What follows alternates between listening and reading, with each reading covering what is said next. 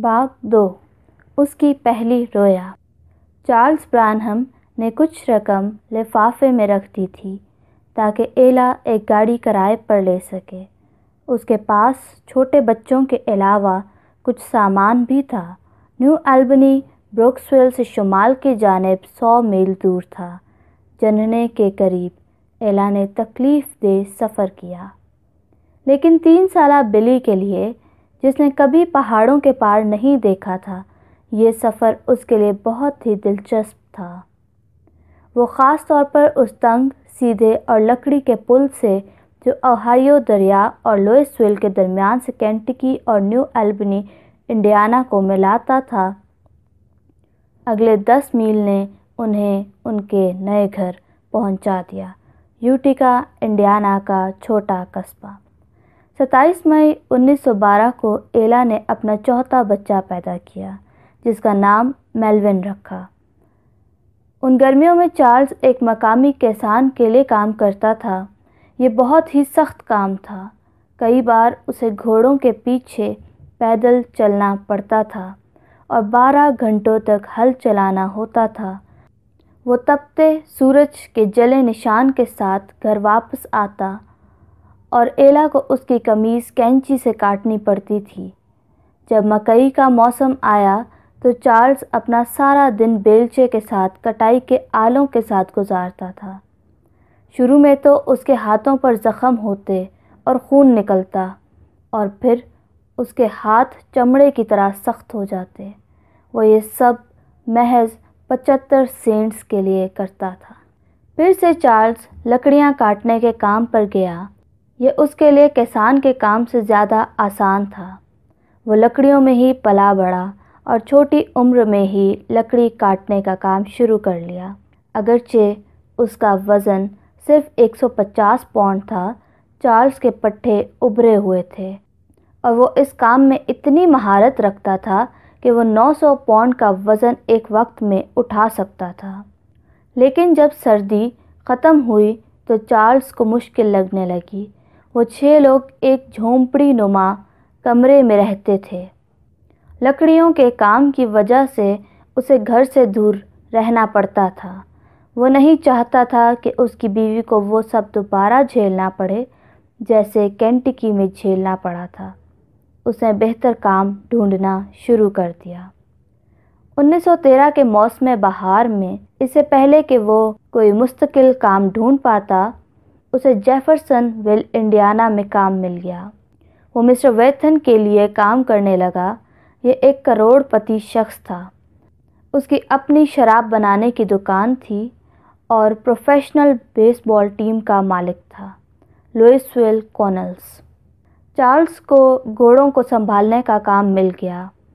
اس کام سے اسے زیادہ پیسے تو نہیں ملتے تھے، لیکن اس سے بہت سے فوائد تھے، جیسے کہ مسٹر ویتھن کی سرزمین پر کرائے کے بغیر گھر۔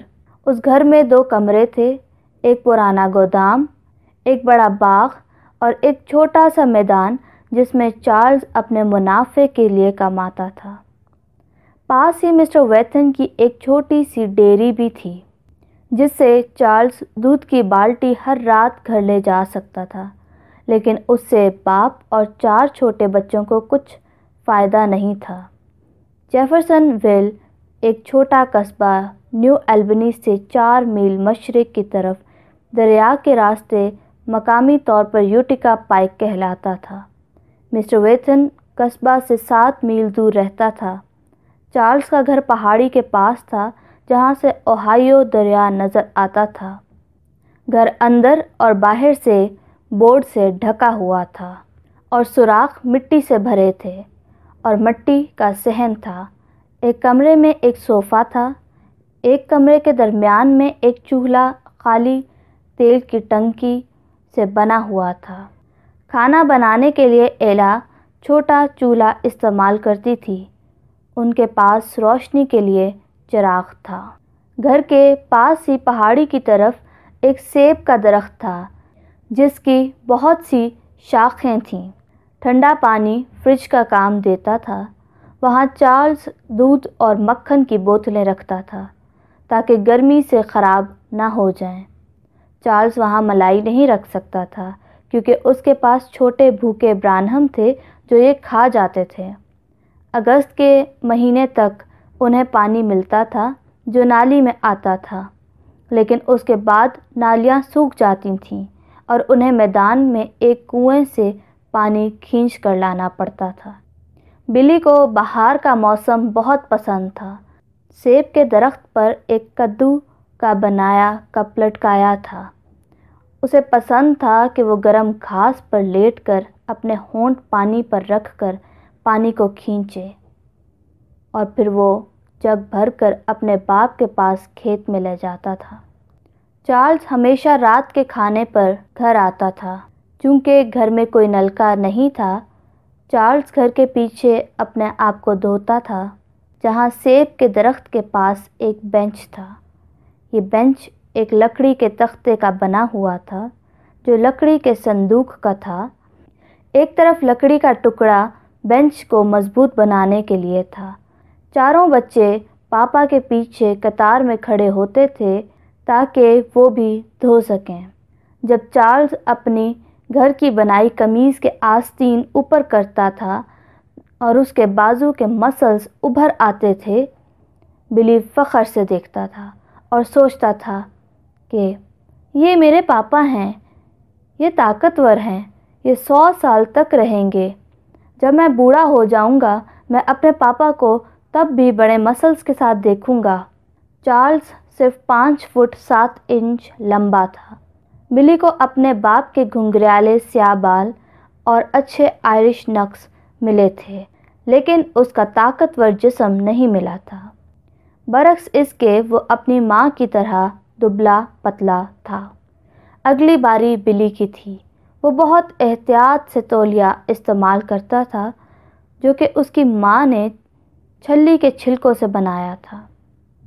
وہ تولیہ سخت ہونے کی وجہ سے بلی بس اسے تھپکاتا تھا۔ واش بینچ کے اوپر ایک ٹوٹے ہوئے شیشے کا ٹکڑا 5 کلو کی مدد سے لگا تھا۔ بلی بینچ کے اوپر کھڑا ہو کر شیشے میں دیکھتا تھا۔ 1916 کے اگست کے آخری دنوں میں گندم کا آٹا بنانے کی مشین خراب ہو گئی تو ایلا نے سب گدوں کے تنکے نکالے۔ اس رات سب لڑکے سونے کے لیے گئے۔ بلی ایسے چلایا جیسے کسی چڑیل نے اس کے منہ پر ہاتھ رکھا ہو۔ ایلا لیڈر کی طرف دوڑی اور پوچھا، بلی کیا ہوا ہے؟ ماما یہاں بستر پر میرے ساتھ کوئی ہے۔ یہ ایک ٹڈا ہوگا جو تنکے کے ساتھ آ گیا ہوگا، تم لیٹو اور سو جاؤ۔ ماما میں اس اچھلتی مخلوق کے ساتھ نہیں سو سکتا۔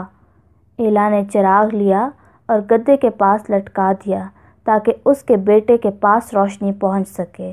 بلی نے اپنے گدے کا کنارہ کھولا اور اس تنکے کو باہر نکالا اور اس ٹڈے کو ڈھونڈا اور اسے دباتے ہوئے باہر نکالا۔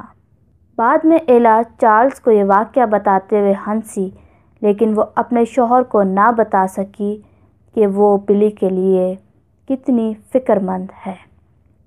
اور پھر بلی چڑچڑا ہونے لگا۔ وہ ٹھیک سے کھانا بھی نہیں کھاتا تھا۔ پچھلے مہینے اس نے رات کے کھانے کے بعد پیٹ خراب ہونے کی شکایت کی تھی اور پیٹ میں ایسیڈیٹی بھی رہتی تھی۔ کیا وہ اسکول شروع ہونے کی وجہ سے پریشان ہے یا کوئی اور چیز اسے تنگ کر رہی ہے؟ کیا یہ اس کے باپ کے شراب پینے سے تعلق رکھتا ہے؟ ستمبر میں بلی اور ایڈورڈ نے اسکول جانا شروع کیا۔ بلی 3.5 سال کا تھا جبکہ وہ اپنے بھائی ایڈورڈ سے 11 مہینے بڑا تھا، لیکن وہ ایک جیسے لگتے تھے۔ ایڈورڈ تھوڑا سا چھوٹا لگتا تھا۔ بلی کے پاس اسکول کے لیے پہننے کے کپڑے نہیں تھے۔ گرمیوں میں اسے ننگے پاؤں جانا پڑتا اور بنا قمیص کے اور پھٹے ہوئے اور پیوند لگے کپڑے پہننے پڑتے۔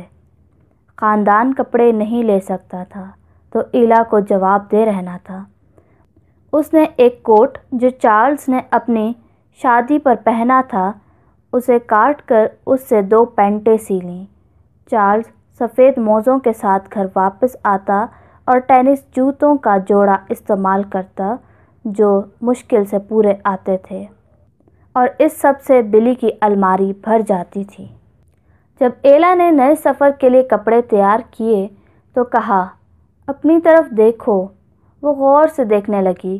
اس نے دیکھا اس کی ننگی پسلیاں چھوٹی اور پتلی تھیں۔ وہ اپنے کھردرے بال اور گھر کا بنایا پاجامہ اور ٹینس بال کے پرانے جوتوں کے ساتھ وہ پسماندہ دکھائی دے رہا تھا۔ ایلا نے مسکرا کر دیکھا، کیونکہ جو کچھ اس کے پاس تھا اس نے اس سے اچھا کرنے کی کوشش کی جتنا وہ کر سکتی تھی۔ بدقسمتی سے اس کے بڑے بیٹے کو بنا قمیض کے اسکول جانا پڑتا تھا۔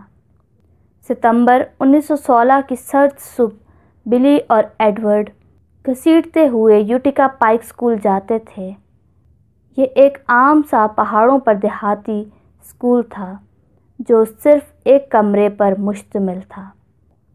مسز ٹیمپل بہت سال تک اس کی استانی رہی۔ وہ 8ویں تک پڑھاتی تھی۔ 6 سے 15 سال تک کے بچوں کو وہ پڑھاتی تھی۔ اسکول میں بلی 3 گھنٹے پڑھنا، لکھنا اور گانا سیکھتا تھا۔ اچانک اس کا دنیا کو دیکھنے کا نظریہ وسعت ہو گیا۔ جب وہ جماعت میں بیٹھتا وہ اپنے آپ کو دوسروں سے موازنہ کرتا۔ اسے بہت فرق محسوس ہوتا۔ وہ اسی کی طرح کے لڑکے اور لڑکیاں تھیں، لیکن زیادہ تر اچھے کپڑے اور جوتے پہنتے تھے۔ اسکول میں بلی نے 3 آر سیکھے تھے: ریڈنگ یعنی پڑھنا، رائٹنگ یعنی لکھنا، اور ریتھمیٹک یعنی گنتی۔ دوپہر کے کھانے میں وہ سینڈوچ اور بسکٹ اور کیک کھاتے۔ بلی لوبیا کھاتا اور کئی بار اس کے پاس کھانے کو کچھ نہ ہوتا۔ اسے احساس ہونا شروع ہوا کہ اس کا خاندان بہت غریب ہے۔ پہلے تو بچے اسے باہر کا کہتے تھے اور اسے کارن کریکر یعنی نمکین بسکٹ کے نام سے بلاتے تھے اور اس پر مذاق کر کے اسے چھیڑتے تھے۔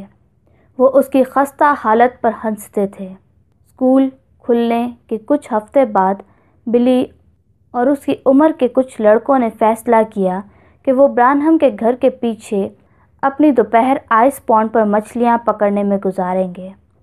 وہ اسے آئس پونڈ یعنی برف کا تالاب کہتے تھے، کیونکہ مسٹر ویتھن ہر سردی میں یہاں سے برف کے ٹکڑے کاٹتا اور گرمی کے لیے محفوظ کر لیتا تھا تاکہ اس کی ڈیری ٹھنڈی رہے۔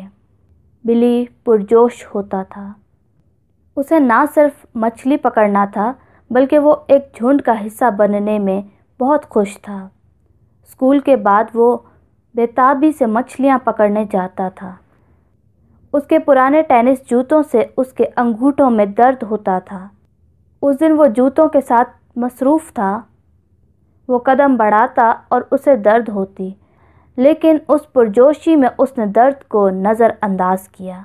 وہ گھر گیا اور اس نے اپنا پاؤں ایک اونچی جگہ پر رکھا اور مضبوط ہاتھ سے اپنا کندھا پکڑا۔ اس کے باپ نے اسے اپنی طرف موڑا اور کہا، بلی، آج دوپہر میرے پاس تمہارے لیے ایک خاص کام ہے۔ تم میرے لیے پانی بھر کر لاؤ گے۔ بلی کا دل اور اعضاء گھبرا گئے۔ لیکن پاپا، میں آج دوپہر اپنے دوستوں کے ساتھ مچھلیاں پکڑنے جا رہا ہوں۔ تم کل مچھلیاں پکڑنے جا سکتے ہو۔ مجھے آج رات شراب بنانی ہے۔ مجھے یہ کوئلے ٹھنڈے کرنے کے لیے بہت پانی چاہیے۔ تم سب سے بڑے ہو اور تم میری مدد کرو گے۔ بالٹیاں گودام میں پڑی ہیں۔ اب اٹھو اور کپڑے بدلو، میں وہاں آ رہا ہوں۔ بلی نے آہستہ سے رونا شروع کیا اور اپنا سر گھما لیا تاکہ باپ آنسو نہ دیکھ سکے، اور چارلز نے کہا، اور یاد رکھو، ایک بات بھی ماں کو یا کسی اور کو مت بتانا۔ جی پاپا۔ 1919 تک کوئی قانون شراب کے خلاف نہیں بنا تھا۔ 1916 میں انڈیانا ایک سوکھا علاقہ تھا۔ چارلز وسکی کے بغیر نہیں رہ سکتا تھا۔ اس کے پاس اتنے پیسے نہیں تھے کہ وہ چور بازار سے خرید پائے۔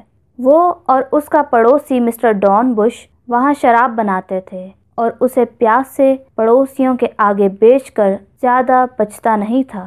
انہوں نے فیصلہ کیا کہ وہ ایک نیا شراب خانہ بنائیں گے اور آج رات دونوں کو جلائیں گے اور ہر چیز تیار ہونی چاہیے۔ بلی نے اپنے تنکے والا بستر اٹھایا اور اس پر لیٹ گیا۔ بلی کو پاؤں پر تنکا چبھ رہا تھا۔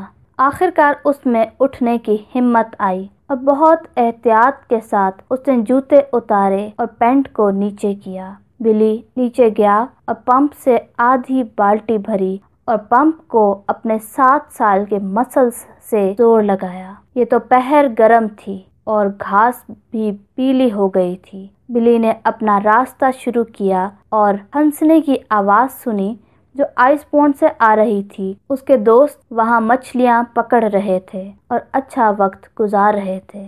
بلی کی آنکھیں مایوسی سے بھر آئیں۔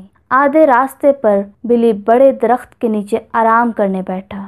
اس کی گالوں پر لکیروں کے نشان بن گئے۔ کیا یہ خوفناک نہیں ہے؟ سب لڑکے مچھلی پکڑ رہے ہیں اور مجھے گھر رہنا پڑتا ہے اور پانی بھرنا پڑتا ہے۔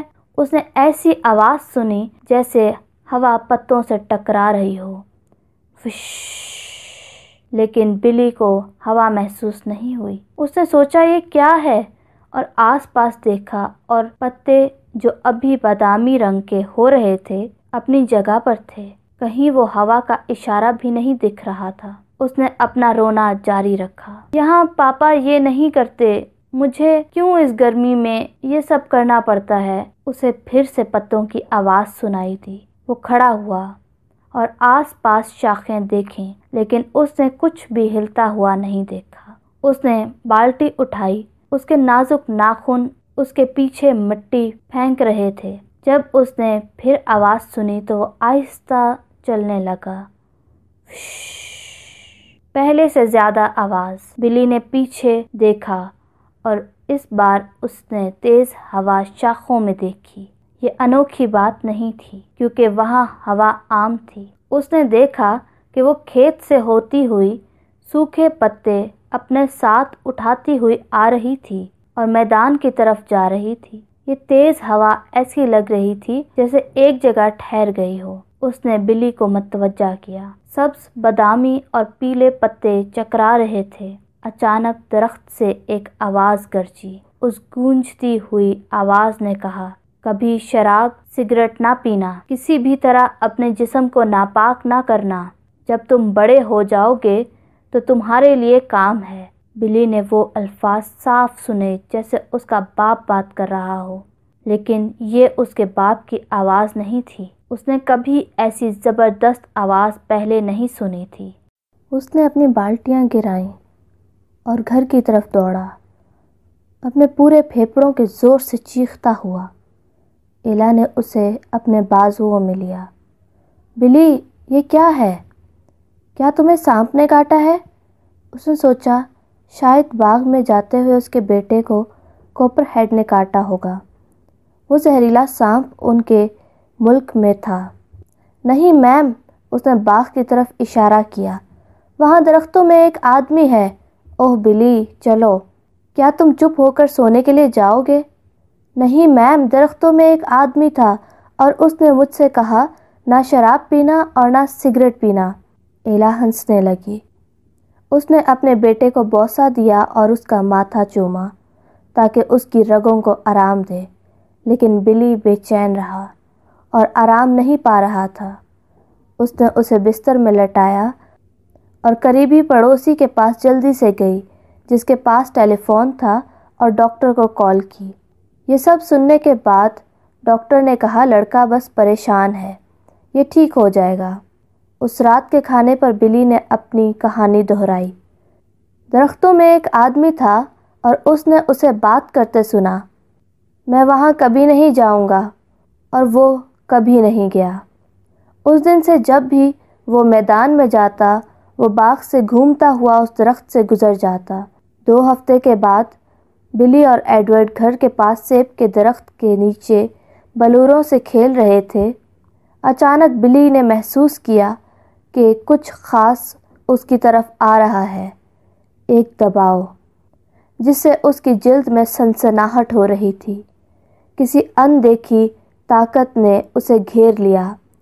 اس نے اوپر دیکھا، اوہایو دریا پہلے سے زیادہ قریب لگ رہا تھا۔ بلی دریا کو دیکھنے لگا۔ ایک پل دریا کے اوپر پھیلتا ہوا بن گیا، ٹکڑوں ٹکڑوں میں۔ وہ تیزی سے بن رہا تھا۔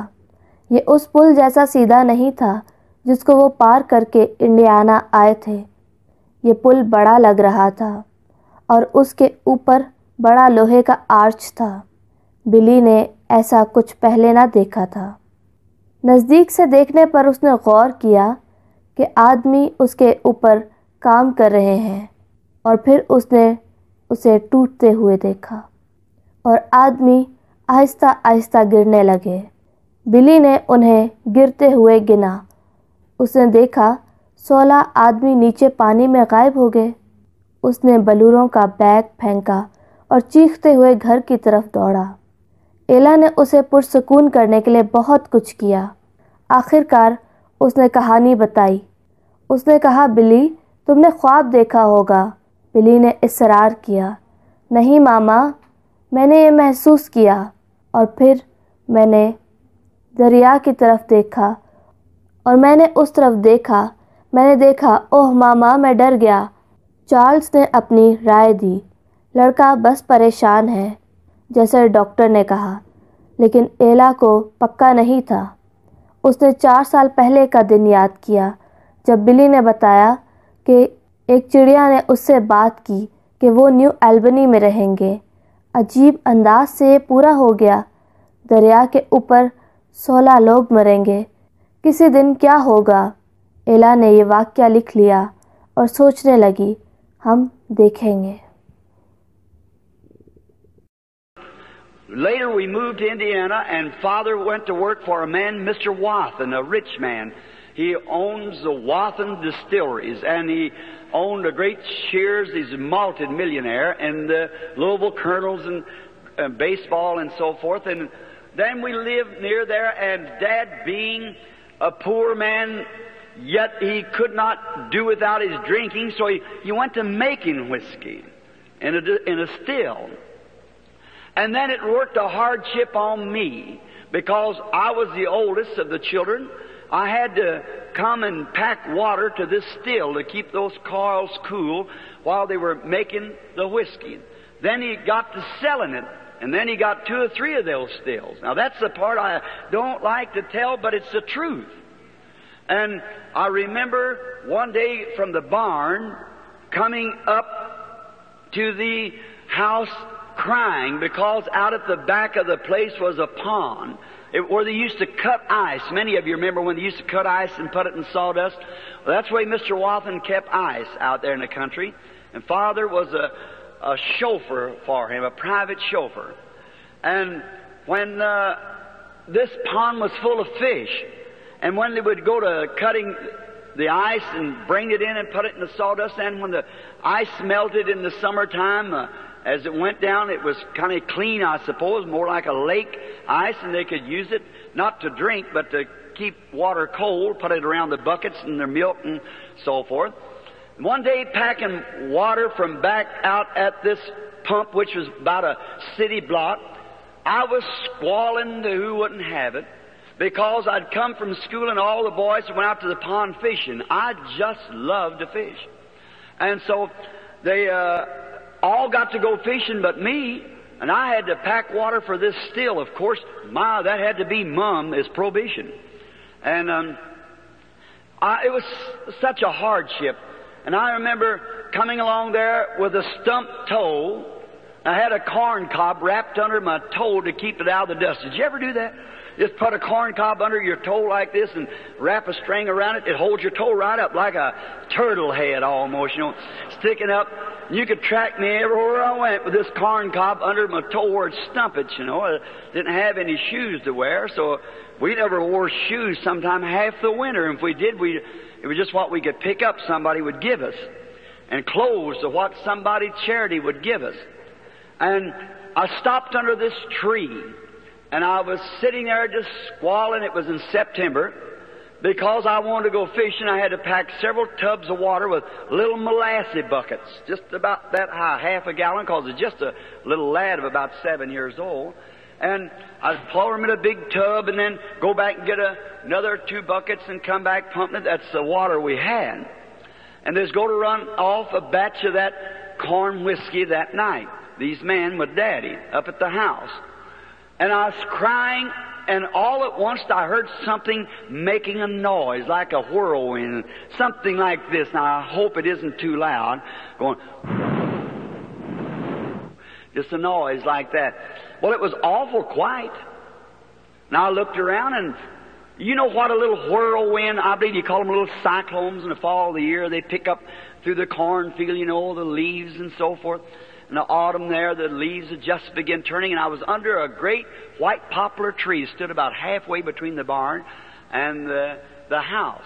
And I heard that noise, and I looked around. It's just as quiet as it is in this room. Not a leaf blowing nowhere, nothing. And I thought, where's that noise coming from? Well, I thought, must be away from here, just a lad. And it got louder and louder. I picked up my little buckets and squalled a couple more times and started up the lane. I was resting. And I got just a few feet from that, out from under the branches of this big tree. And oh my, it made a whirl sounding. And I turned to look, and about halfway up that tree was another whirlwind caught in that tree, just going around and around, moving those leaves.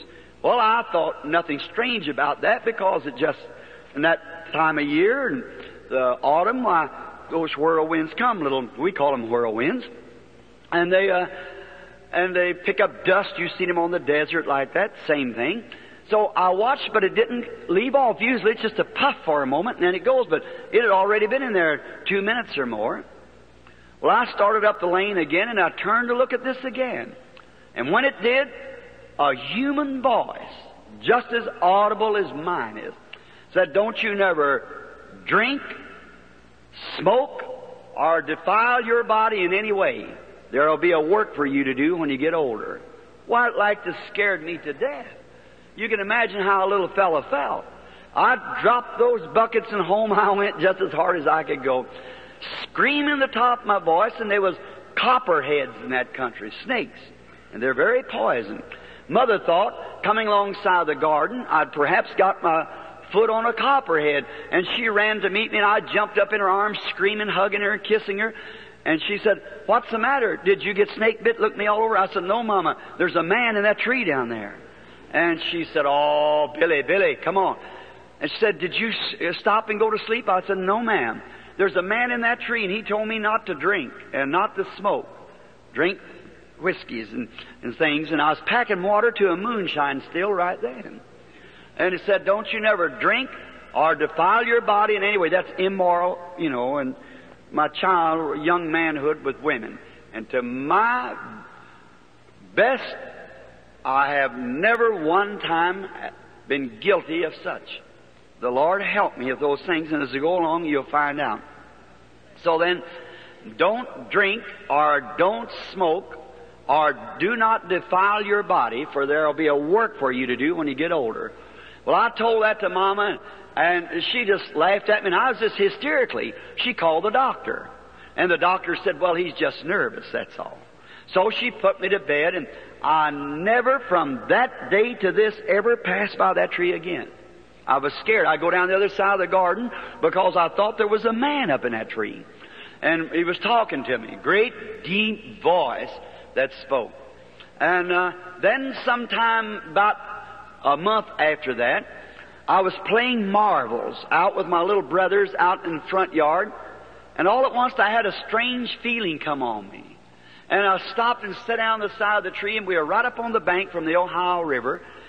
And I looked down towards Jeffersonville, and I seen a bridge rise up and go across the river, span the river.